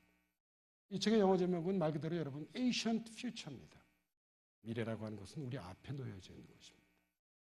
바람직한 미래라고 하는 가치는 우리 앞에 존재할 수도 있지만 지금 노르베르 호지는 바로 강조하기를 오래전에 존재했던 라다크적인 생활 방식, 그것은 자연과 공존하고 인간과 인간이 따뜻한 연대를 느끼면서 살아가는 과거에도 미래가 있을 수 있다는 것입니다. 그래서 책 제목을 여러분 오래된 미래로 잡았습니다. 그래서 어떤 인간과 자연을 공존시키고자 하는, 우리가 소위 생태주의라고 얘기를 하죠. 이런 생태주의를 대표하는 저작으로 이것도 역시 얇은 책입니다. 라다크로부터의 배운다라고 하는 부제가 있는 이 오래된 미래를 주목을 했습니다. 지식인을 나누는 여러 가지 방식이 있습니다. 예를 들어 전문적 지식인과 참여형 지식인으로 나누죠. 전문적 지식인은 주로 대학 안에서 연구에 주력하는 사람들이고요. 참여형 지식이라고 하는 것은 이 사회적 활동을 활발하게 하는 지식인입니다. 이런 사회적 활동을 활발하게 하는 지식인을 서양 친구들은 공공 지식인이라고 얘기를 합니다. Public Intellectuals들입니다. 영어로 말씀드리자면. 2차 세계대전 이후에 가장 유명한 공공 지식인을 꼽으라고 한다면 그 사람은 단연 노엄 촘스키입니다. 여러분들 많이 들어보셨을 겁니다.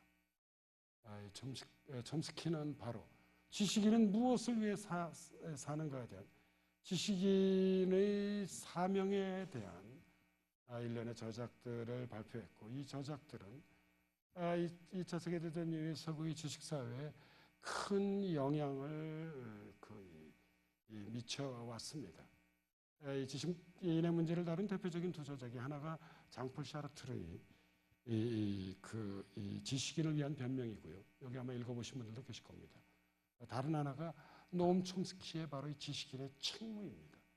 그런데 샤르트르가 강조했던 것은, 지식인의 과제라고 하는 것은 자본가들의 착취를 고발하고 노동자들의 해방을 위해 헌신하는 것, 이것이 지식인의 과제라고 봤습니다. 그런데 촘스키는 좀 초점이 다릅니다. 촘스키가 얘기했던 지식인의 과제라고 하는 것은 제국주의로서 국가로서의 미국의 그늘을 폭로하는 것입니다. 그리고 권력이 이른바 매스미디어를 포함한 다양한 사회 제도들을 어떻게 통제하는지, 역시 고발하고 폭로하는데 지식인의 역할이 있다고 생각했습니다. 가려진 진실들을, 은폐된 진실들을 있는 그대로 대중들에게 전달하는 것, 그것이 바로 지식인의 역할이자 지식인의 책무라고 촘스키는 보았죠. 바로 이제 이러한 급진적 주장을 제시함으로써 이 촘스키는 이 세계 여러 나라 지식인은 물론이거니와 사회운동에 큰 영향을 미쳤습니다. 아마 가장 이름이 널리 알려진 서구 사회에서 이런 대중을 위해 활동했던, 대중들과 소통하려고 했던 공공지식인이라고 볼 수 있습니다. 마지막으로는 자연과학 분야입니다. 그런데 자연과학 분야는 제가 이제 자연과학을 전공하지 않았기 때문에 이 제 책에서는 딱 두 권만 다뤘습니다. 하나가 토마스 쿤의 과학혁명의 구조고, 다른 하나가 이 사회생물학자인 이 에드워드 윌슨의 그 사회 생물학입니다. 뭐 이 외에도 예를 들자면 스티븐 호킹의 시간의 역사 같은 저작을 다뤘었어야 하는데, 제가 뭐 자연과학에 대해서는 잘 몰라서 딱 두 저작만 달았는데, 오늘 여러분들에게 소개하고 싶은 것은 토마스 칸의 과학혁명 구조인데요. 이제 1960년대 초반에 발표된 이 저작은 이 구글 학술 검색에서 지난 20세기에 쓰여진 그 논문과 책 가운데서 2013년 기준으로 여러분 가장 많이 인용된 책입니다. 훌륭한 논문과 훌륭한 저작을 여러분 평가하는 기준 중에 하나가 인용했습니다. 인용이 많이 되었다는 것은 그만큼 그 저작이 문제적이고 그만큼 그 저작이 중요하다는 것이죠. 인문사회과학, 자연과학을 통틀어서 가장 많이 인용된 책입니다. 과학혁명의 구조. 이 책은 정말 말 그대로 혁명적인 내용을 담고 있는 것입니다. 뭐냐면 자연과학의 발전이라고 하는 것이 지식의 누적이 아니라 혁명적 변화, 이른바 패러다임의 교체를 통해서 일어난다는 정말 획기적인, 누적적이 아니라 단절적으로 그 자연과학이 발전해 왔다는 이 주장을 하고 있습니다. 좀 다소 어렵긴 하지만 자연과학에 관심을 가지고 있는 여러분들께 권하고 싶은 책입니다. 이것이 제가 보기에는 현대 사상이 하나의 성자, 우주를 이루고 있다고 한다면 이러한 우주에서 가장 빛나는 19개의 별이라고 하는 게 제 생각입니다. 그래서 우리가 이 현대사회를 살아간다고 한다면, 이 현대사회를 살아가는 시민이라고 한다면 적어도 이런 저작들이 어떤 내용을 담고 있는지는 좀 알고 있는 것이 좋지 않겠는가가 제 기본적인 생각이고요. 이어서 이제 그렇다고 한다면 이런 현대의 고전들을 어떻게 읽어야 하나에 대해서 좀 말씀을 드려보자면, 저는 이제 세 가지를 좀 강조하고 싶습니다. 제일 먼저는 길을 떠나야만 합니다. 아까도 말씀드렸듯이 우리 인간은 공부하는 존재입니다. 부단히 공부할 필요가 있죠. 뭐 어떻게 공부를 해야 되는가? 일단 길을 떠나야 되는 겁니다. 왜냐하면 사실 고전 읽기에선 여러분 지름길이 없습니다. 공부라고 하는 것은 사실상 다양한 내용들이 모여서 사실 거대한 강을 이루게 되는 것이기 때문에 여기엔 뭐 어떤 그런 이른바 왕도가 존재하지 않습니다. 사실상 저는 이 점에 있어서 그냥 좀 거친 표현이지만 난독도 훌륭한 방법이라고 생각합니다. 난독은 어지럽게 읽는 것입니다. 뭐 이 책을 읽다가 저 책을 읽어도 좋고, 저 책을 읽다 이 책을 읽어도 좋습니다. 그냥 내가 가고 싶은 길, 내가 읽고 싶은 책들을 그냥 잡히는 대로 읽는 게 좋습니다. 왜냐하면 아까도 말씀드렸듯이 현대 사상, 현대 고전이라고 하는 것은 하나의 성자를 이루고 있습니다. 따로따로 보면 별들이 다 혼자 있는 것이지만 이것이 여러분 거대한 무리들, 아름다운 별자리들을 여러분 이루고 있는 것이에요. 하나하나 별들을 익히게 되면 그것이 이것이 바로 예를 들자면 오리온 자리이고 그리고 이것이 큰 곰 자리인가를 우리는 성자에서 발견하게 됩니다. 처음부터 모든 걸 알 수 없습니다. 그래서 가고 싶은 길을 가면 됩니다. 그래서 제가 말씀드리고자 하는 것은 작은 길들이 모여 여러분 지도가 완성되는 것입니다. 지도가 영어로는 여러분 맵입니다. 이 맵의 동명사가 여러분 매핑입니다. 지도 만들기만큼 우리에게 중요한 것은 없습니다. 여기 젊으신 분들도 있고 나이 드신 분들도 계십니다만 인생이라고 하는 건 여러분 먼 여행을 떠나는 것입니다. 사실은 우리는 내일 혹은 1년 뒤 내가 어디를 여행할지를 여러분 쉽게 알기 어렵습니다.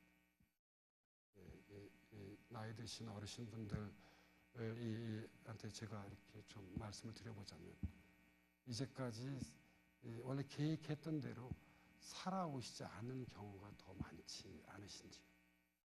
맞습니다. 그게 인생입니다. 그래서 여러분 자기만의 지도가 필요한 것이에요. 나의 지도, 출발을 이루고 있는 것은 여러분 생각입니다. 어떤 것이 정말 나에게 의미 있는 내가 소망하는 삶인가에 대한 매핑, 지도 만들기, 지도 그리기.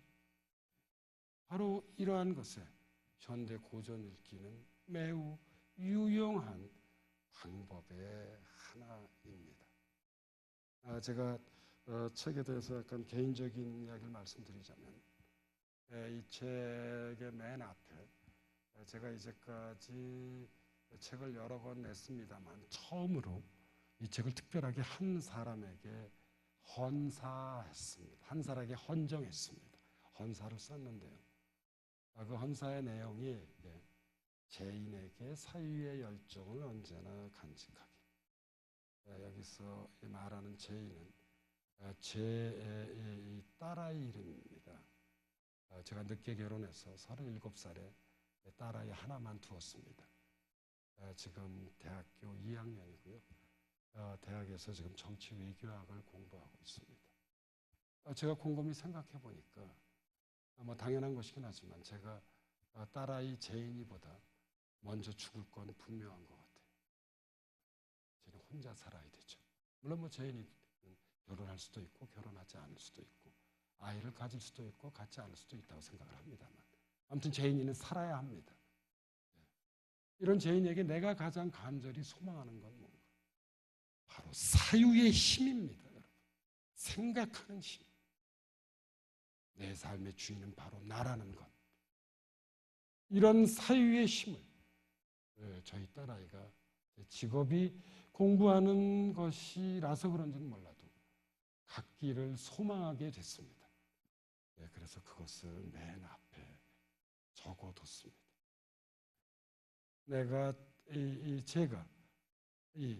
저희 딸아이 제인에게 물려줄 수 있는 가장 좋은 선물은 바로 사유하는 방법입니다. 삶이라고 하는 것이 여러분 늘 즐겁고 좋은 일들만 가득 차 있는 것은 아닙니다. 오히려 힘들고 슬픈 일들이 더 많을 수도 있어요. 헤쳐나가야만 합니다. 누가? 내 자신이 헤쳐나가야, 나 자신이 헤쳐나가야 되는 거죠. 어떻게 헤쳐나갈 것인가? 그 헤쳐나갈 수 있는 방법을 알려주는 것은 우리들의 생각이에요. 이때 중요한 것은 나의 생각입니다. 이것이 아까 제가 올리브백을 말씀드렸습니다만 다른 사람의 생각이라고 하는 것은 여러분 한낱 참고서에 불과한 것이에요. 교과서가 될 수 없습니다. 내 스스로 사유하는 능력, 사유하는 힘, 사유하는 열정을 저희 딸아이 제인이가 갖기를 바라는 마음에서 제가 처음으로 제 책에서 그런 헌사를 적어봤습니다. 길을 떠나면서 우리는 두 가지를 해야만 합니다. 질문을 던져야만 합니다.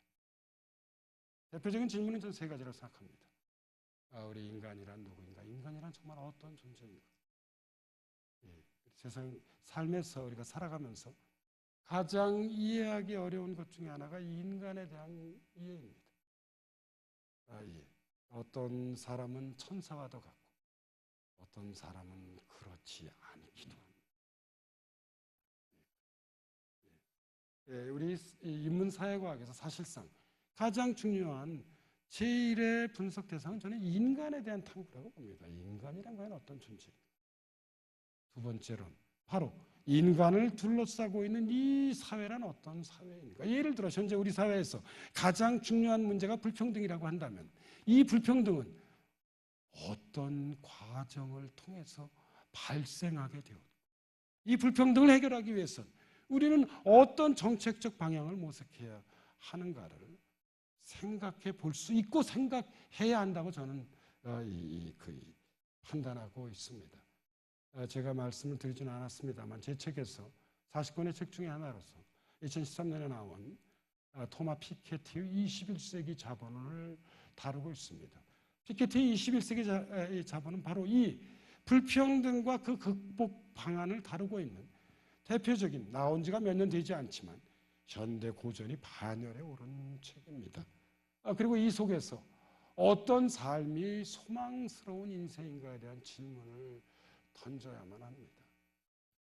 아까 제가 움베르토 에코를 말씀드렸습니다만 여러분, 삶이라고 하는 것은 우리 개개인의 관점에서 보면 하나가 아니라 여럿이 누구나 다 자기 삶의 고유한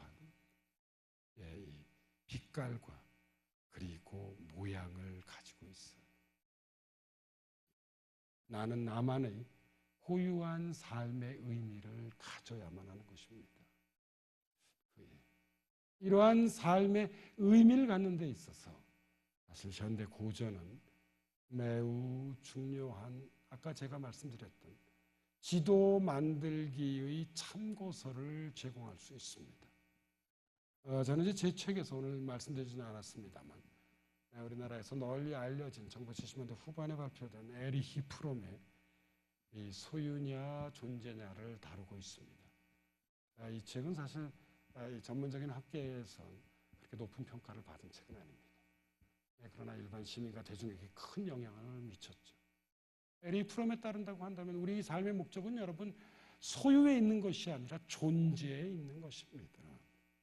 이건 역시 훌륭한 여러분 무엇이 바람직하고 소망스러운 인생인가에 대한 참고서가 될 수 있다고 저는 생각을 합니다. 그리고 이어서 마지막으로 생각해 봐야 할 것은 이러한 질문에 대해 우리가 답변을 구해야만 합니다. 세 가지를 말씀드리고 싶습니다. 첫 번째는 내가 어떤 존재인지 자기 자신의 존재를 파악하는 방식을 인문사회과학에서는 여러분 그걸 정체성이라고 얘기를 합니다. 자신의 실제의 모습과 정직하게 대면해야만 합니다. 우리 인간은 여러분 자기 자신이 어떤 존재인지 잘 보지 않으려고 하는 속성을 가지고 있고요. 또 하나는 자기 자신을 좀 거칠게 말씀드리자면 경우에 따라서는 여러분 기만하려고도 해요. 미국의 이론가인 크리스토퍼 라쉬에 따른다고 한다면 오늘날 현대인들이 가진 정체성의 가장 중요한 이 특징은 자기 감탄과 자기 혐오가 극단적으로 공존한다는 점이에요. 나는 정말 잘났어. 자기 감탄이죠. 자기 혐오. 나는 정말 쓰레기야. 이런 두 가지 생각이 현대인의 정체성이 그대로 공존해 있다는 것이에요. 어떤 때는 난 너무 잘났고 어떤 때는 나는 쓰레기라고 하는 비참함을 겪게 되는 것. 이것이 현대인의 정체성의 특징이라고 이 크리스토퍼 라쉬는 분석한 바 있습니다. 이러한 자기 정체성에 여러분 정직하게 우리가 라쉬의 이론을 꼭 따르자는 것이 아니라 나라고 하는 존재는 어떤 존재인가에 대해서 회피하지도 말고, 이 나를 속이지도 말고 정직하게 대면해야만 합니다.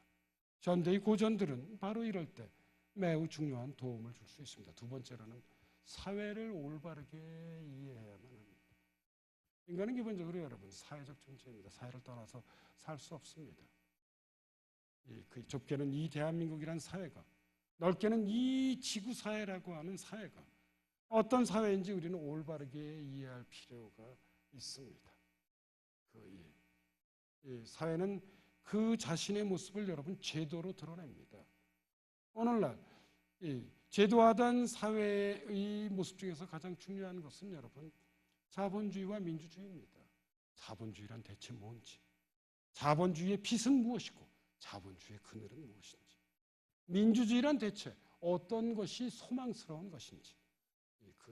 예를 들어 근대민주주의가 대의민주주의라고 한다면 이러한 대의민주주의는 시민들의 적극적 참여를 보장하는 참여민주주의와 어떻게 생산적으로 결합할 수 있는지에 대해서 우리는 올바르게 이해해야만 합니다.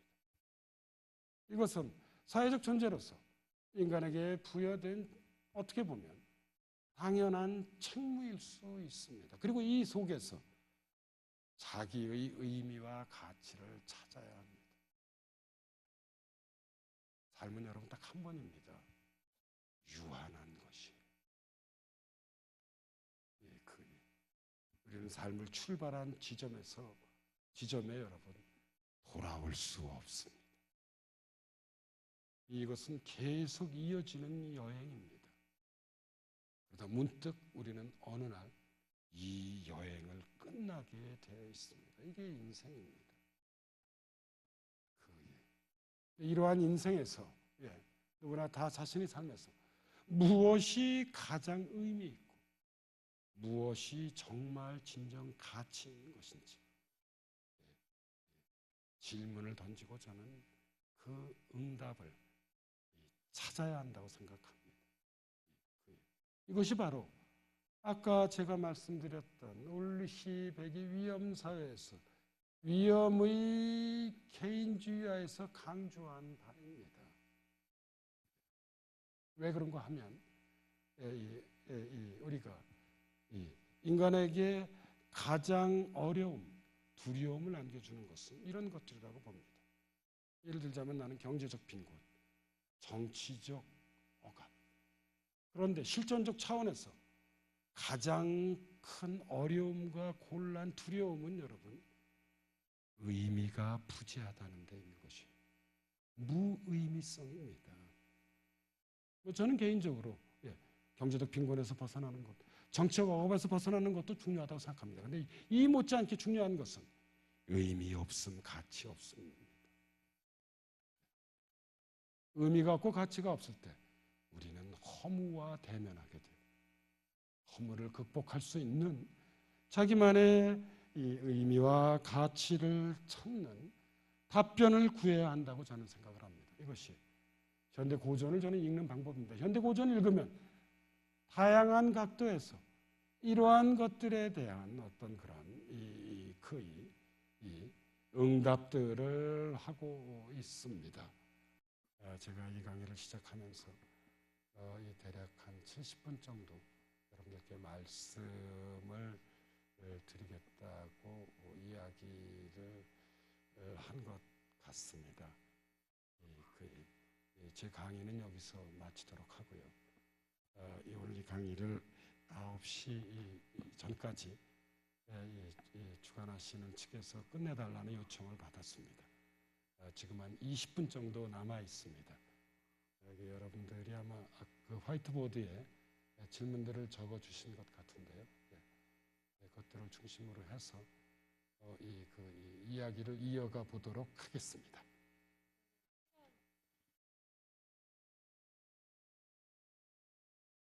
네, 오늘 교수님과 함께 할 시간 얻으셨나요? 괜찮으셨나요? 네, 이쪽으로 오시겠습니다. 네. 큰 박수 부탁드립니다. 네, 오늘 교수님께서 강연을 하셨는데 이렇게 고향 시민 여러분들을 만나 뵙게 된 소감 한마디 궁금해 주세요. 무척 반갑고 사실 제가 하는 강의는 이제 대학에서 사실 하는 강의들입니다. 그래서 방금 전에도 말씀드렸듯이 이 시민 여러분들이 들으시기에는 좀 다소 이제 딱딱하고 건조한 내용들인데요. 잘 들어주셔서 감사하다는 말씀. 네, 다시 한번 큰 박수 부탁드립니다. 네, 저희가 그 포스트 Q&A 시간이라고 마련을 네. 해봤는데요. 한 2개 정도 뽑아보도록 하겠습니다. 먼저 네. 첫 번째 거 뽑아주실까요? 네, 차근차근히 보시고 뽑아도 네. 되죠? 네. 예, 읽어보시고 뽑아주셔도 돼요. 네. 그냥 진보와 보수의 차이는 무엇이? 어려운 거를 뽑으셨는데. 예. 제가 사실 대학에서 가르치는 과목 여러 개가 있는데요. 그 중에 이제 하나가 바로 이 진보와 보수라는 과목을 가르치고 있습니다. 지난 이제 2011년부터 저희 학교 이 학생들을 대상으로 해서 전교생이 이제 교양 과목으로 이 진보와 보수를 가르치고 있는데요. 한 300명 정도 강의를 듣는 이 대형 강의입니다. 최근에는 이제 매 학기마다 이걸 열고 있는데, 그래서 바로 한 학기 내내 이 진보와 보수의 문제를 중립적이고 객관적으로 다루고 있습니다. 네, 그러니까 이제 이 보수와 진보의 차이는 무엇인가 하면, 보수라고 하는 것은 기본적으로 이제 안정을 중심으로 중시하는 정치 이념입니다. 반면에 이제 진보는 변화를 중시하는 정치 이념이라고 할 수 있는데요. 예컨대 이 보수의 경우에서는 이러한 안정에 더해서 이 시장, 그 다음에 자유, 그리고 공동체 등을 이제 중시하는 이념이라고 볼 수 있고요. 진보는 다 여기에 대응합니다.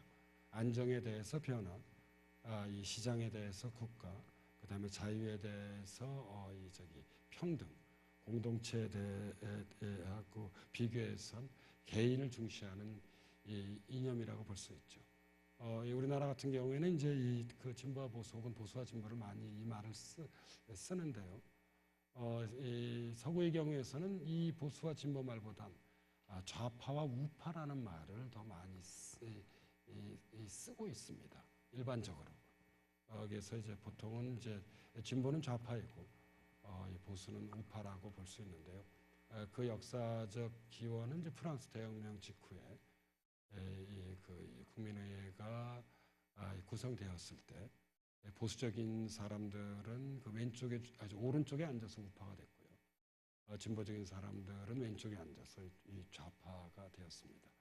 이게 원래 한 학기 내내 우리가 이 문제를 다루기 때문에 하고 싶은 얘기는 많습니다만 이런 기본적인 얘기를 하는 것으로 이야기를 마치도록 근데 갑자기 하겠습니다. 제가 궁금한 게 생겼는데요. 네, 예. 점수는 잘 주시나요? 예, 저희는 네. 저희 어떻게 학교는 이게 점수를 상대평가 원칙이 있습니다. 예를 들자면 뭐 A 30% 이렇게 해가지고요. 잘 알죠. 예, 그래서 이게 학점을 이 마음대로 줄 수 있는 게 아니라요. 전체적인 그런 이 포션이라고 그러죠. 예, 그런 범위들이 다 획정돼 있어. 그 범위에 따라서 주게 됩니다. 자, 그럼 두 번째 포스트잇 뽑아볼까요? 어떤 게 좋을까요? 예. 인문학 열풍. 네. 제가 오늘 인문학적 주제를 네. 인문학 열풍에 대해서 이제 제 생각은 이렇습니다. 이게 좀 이 대학 안과 대학 밖이 다른 것 같아요.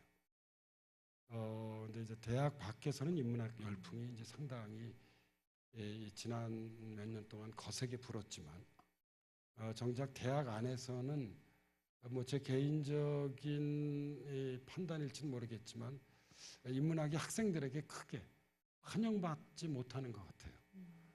이 학생들은 오히려 이 경영학이나 아니면 로스쿨 이런 데 훨씬 더 관심이 많은 것 같아요. 이것은 아마 이제 청년 실업 문제하고 직결되어 있다고 생각을 하는데요. 근데 적어도 대학 밖에서는 인문학 열풍이 거세게 신재 우리 사회에서 불어왔는데 그 원인은 저는 두 가지 있다고 봅니다.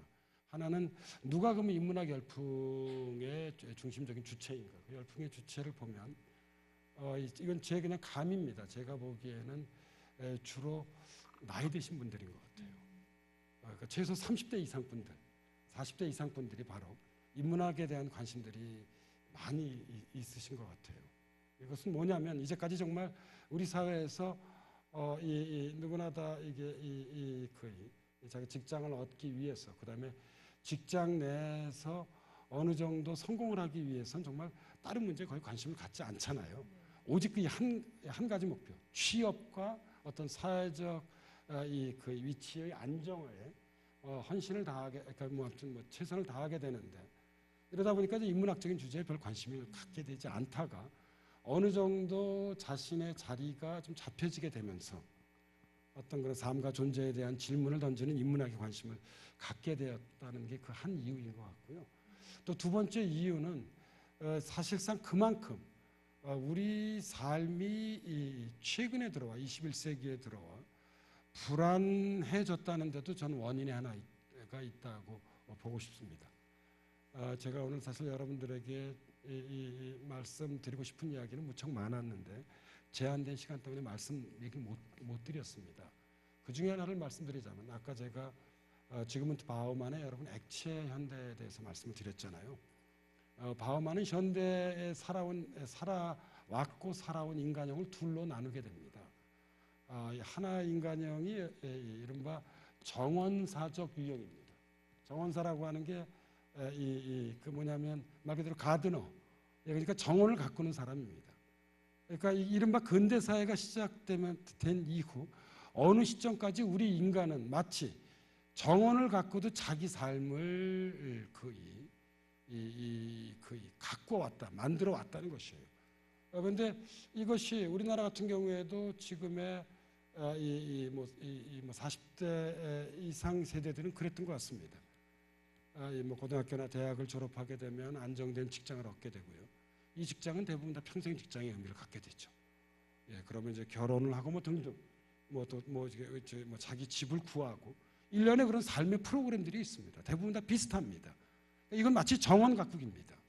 그런데 이제 이 액체 현대가 본격화되면서 우리 바우만에 따른다고 한다면 우리 인간은 정원사에서 사냥꾼으로 바뀌었다는 것이에요. 사냥꾼의 사회가 열렸다는 것입니다.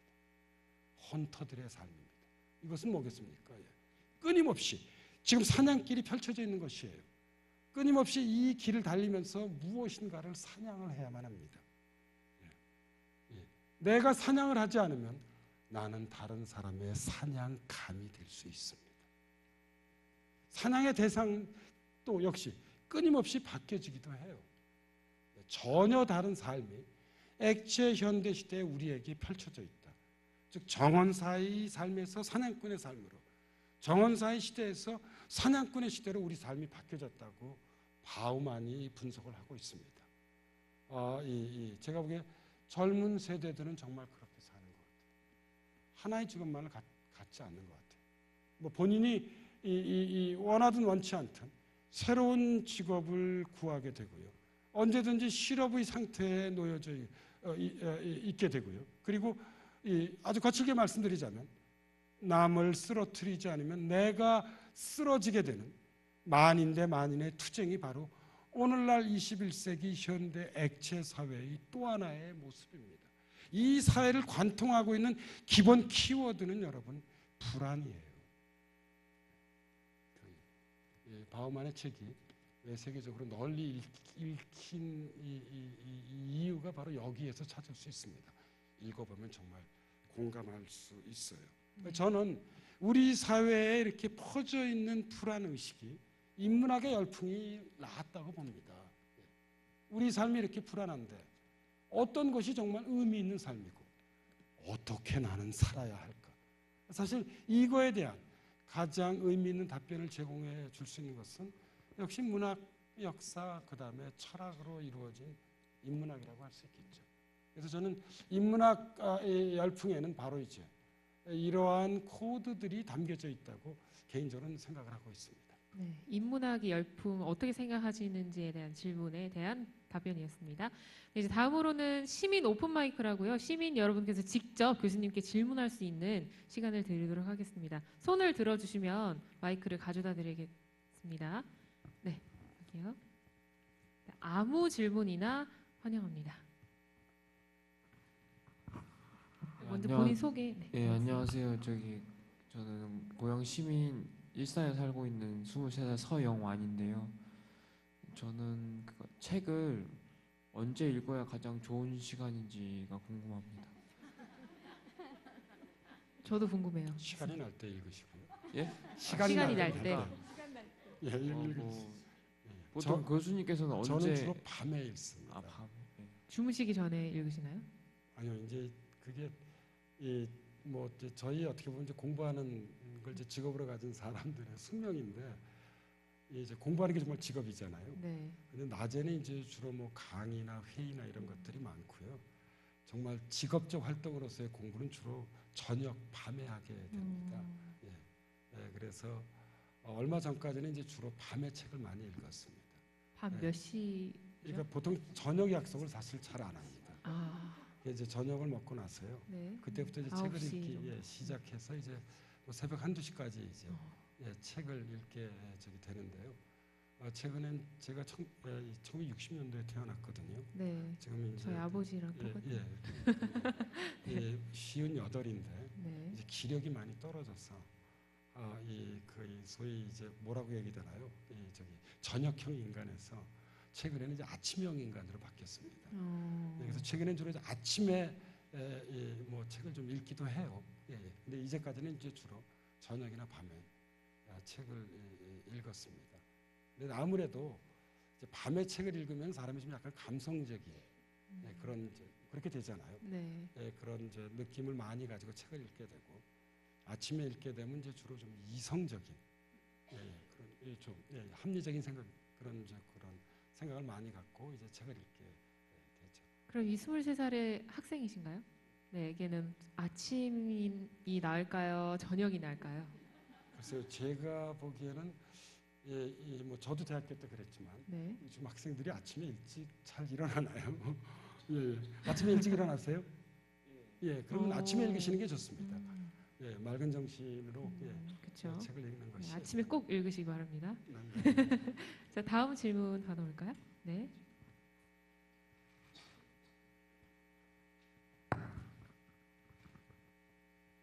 저는 아까 교수님께서 말씀하신 거에서 좀 궁금해서 말씀을 드리는데요. 그 보수는 공동체 의식을 중요시하고 진보는 개인주의적인 그런 게 더 평등 이거를 더 중요시한다고 하셨는데 그 부분이 좀 의문이 돼서 말씀을 다시 여쭤보는 거거든요. 그러니까 평등을 추구한다면 공동체 의식이 더 강하지 않나라는 생각이 들고 또 보수라고 하면 개인주의나 자유에 그 개인의 역량을 더 중요시하지 않나라는 생각이 들어서 궁금해서 여쭤봅니다. 원래 사실 그걸 강의할 때는 아주 이제 복잡 다단하게 합니다. 근데 이제 오늘 뭐 시간 관계상 제가 짧게 말씀드렸는데 정말 질문을 잘해 주셨습니다. 제가 이제 말씀드렸던 이제 뭐 시장, 안전, 그 다음에 자유 공동체, 보수적 가치라고 말씀드렸고요. 그 반면에 이제 국가 변화, 그 다음에 이제 평등 개인, 진보적 가치라고 말씀을 드렸는데 사실 이게 일단은 우리가 주목해야 될 것은 서구적 기준이에요. 우리 기준하고는 좀 다릅니다. 우리에게 특별히 좀 우리하고 좀 거리가 있는 기준, 우리 한국 사회에는 이 공동체와 개인이에요. 우리 사회 같은 경우에는 보수적인 분들은 공동체보다 오히려 사실 개인을 중시하는 경향이 두드러지고요. 그 다음에 우리 사회에서 정말 공동체를 중시한 사람들은 보수주의자들보다 오히려 진보주의자들이 더 공동체주의를 더 중시합니다. 여기에는 이제 민족주의로부터 큰 영향을 받은 부분도 있기도 해요. 그렇기 때문에 제가 아까 말씀드린 건 서구적 기준이라는 점이고요. 그리고 이제 두 번째 문제는 이 자유와 평등도 이게 좀 간단한 문제는 아니거든요. 그 자유와 평등의 문제도 이제 우리가 일반적으로 학생들한테 가르칠 때는 이 보수는 자유를 중시하고 진보는 평등을 중시한다고 이야기를 하는데 아주 엄밀하게 얘기를 하자면 이 자유는 보수와 진보 모두 다 중시합니다. 이 문제를 집중적으로 연구했던 사람이 이탈리아 정치사상가인 노르베르토 보비오라는 사람이 이제 이걸 집중적으로 이제 뭐 연구해서 자기 주장을 발표하기도 했는데 실제로 자유라고 하는 자유와 평등의 이 이분법을 가지고 보수와 진보를 나누는 것은 문제가 있을 수 있다고 보는 것입니다. 왜냐하면 자유는 보수와 진보 모두 다 두 집단 모두 다 중시하는 가치라는 것입니다. 여러분 한번 생각해 보시기 바랍니다. 우리 사회에서 개인의 자유를 더 중시한, 예를 들어 개인의 자유가 훼손되었을 때 이것을 옹호하고 지키고 찾으려고 했던 사람들이 보수주의자들인가요? 진보주의자들인가요? 우리 같은 경우는 진보주의자들이 훨씬 더 여기에 더 주력하게 됩니다. 따라서 자유는 보수의 가치인 동시에 진보의 가치이기도 해요. 보비오의 주장입니다. 오히려 중요한 것은 평등에 대한 태도에서 보수와 진보를 나눌 수 있다고 봤어요. 그러니까 무슨 얘기인가 하면 보수가 평등을 부정하는 것은 아닙니다. 보수가 강조하는 평등은 기회의 평등이에요. 기회를 갖게 하라는 것입니다. 기회의 평등의 가장 대표적인 것을 손꼽으라 한다고 한다면 대학 입시예요. 고등학교 졸업 자격을 가진 사람은 우리나라에서 누구나 다 대학에 여러분 지원할 수 있어요. 이게 기회의 평등입니다. 반면에 진보는 결과의 평등을 중시하게 돼요. 인간이 사회적 생활을 하게 되면, 특히 시장 메커니즘이 작동을 하게 되면 어느 사회에서나 불평등이 발생을 하게 됩니다. 결과적으로 우리는 불평등한 상태 속에서 살게 되는 거죠.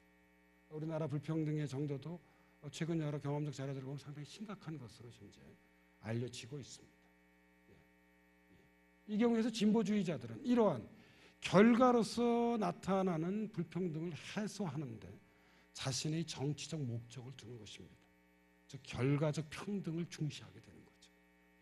그래서 보비와 같은 이론가나 사상가들은 자유와 평등을 그냥 단순하게 이 보수 대 진보로 묶을 수 없는 것이다. 자유는 보수 진보 모두 다 중시하는 것이고 평등에 대한 태도의 차이가 보수와 진보를 나눌 수 있는 기준이라고 주장하기도 했습니다. 이제 이런 내용을 학생들에게 가르치는데 아마 조금 전에 질문하신 분이 이런 이제 보비오의 자유와 평등에 관한 이론이나 아니면 서구적 기준인 공동체 대 개인이 우리 한국적 기준에서는 어떻게 좀 다를 수 있다는 점을 염두에 두시면 질문하셨던 것에 대한 답변이 될 것으로 생각이 됩니다. 네, 충분한 답변 해주시나요? 네. 시간이 남아서 한 분만 마지막으로 뒤쪽으로 마지막으로 받겠습니다. 교수님도 사회학자로서 우리나라의 이제 지식인 분의 한 분이시잖아요. 그래서 지식인으로서의 책무가 본인은 무엇이라고 생각을 하시는지 궁금했습니다. 글쎄요, 그러니까 이렇게 말씀드리면 어떨까 싶습니다. 아까 제가 말씀드렸듯이 이 지식인은 이제 크게 두 그룹으로 나누는 여러 가지 방식이 있지만 이 방식 중에 하나가 이제 전문적 지식인과 이 참여적 지식인이라고 생각을 합니다. 이 전문적 지식인은 이제 대학 내에서 연구를 하고 학생들을 가르치는 데 주력하는 지식인이고요.